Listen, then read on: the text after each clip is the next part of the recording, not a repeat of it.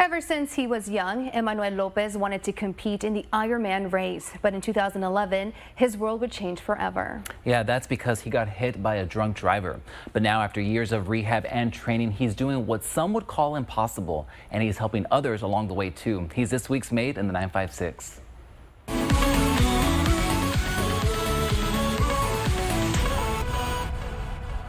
So I am the first Valley native that has qualified for the Ironman World Championship in Hawaii. When Emmanuel Lopez was just in middle school, he saw an Ironman event on TV and knew that was something he wanted to do someday. Within that event, there was inspirational stories of people just like you and I, right? And their journey as to how they got to qualify for this event. So I knew as a kid that not only one day did I want to be an Ironman, but I wanted to be good enough to qualify and be part of this event in Hawaii. But I didn't start practicing the sport until I was 19. I have been around the sport of triathlon for 18 years now.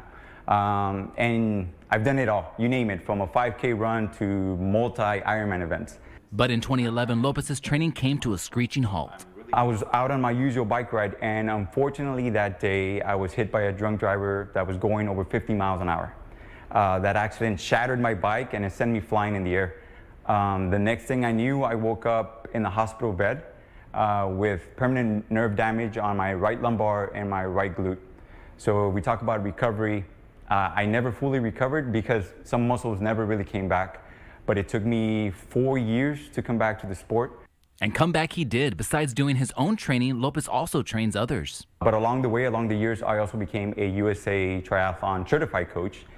And I've been helping people here, local people in the Valley, achieve goals within the sport ever since. So Project PR is a group of people. It is a team, and every team member is one of my athletes, right? They came to me with a target, with a goal that they wanted me to help them with. I get to know their physical ability, how their heart reacts to certain workouts. I get to know their work schedule and how available they are to get these workouts done, right? So my coaching business offers individualized weekly plans that helps them achieve whatever goal that may be. And if all that wasn't enough? So I have been a middle school teacher at J.D. Salinas Middle School for 14 years now, right? And I can tell you that the entire staff has always been very supportive of me and my love of triathlon throughout the years. And for that, I am forever grateful, right? I can tell you that my students love to hear about these adventures. I come back from these events, I share pictures, videos, medals, trophies on a given weekend. So they love to see that. And they'll be seeing it for years to come. There's many teams across the Valley. There's so much talent in the Valley. My goal is to one day work as one. I think there's a lot of potential here. There is great athletes anywhere from Sullivan City to Bronzeville, even beyond, right? But I want to be their leader. I want to be their example. And I want to put the Valley in the map as one of the best when it comes to triathlon. Emmanuel Lopez, made in the 956.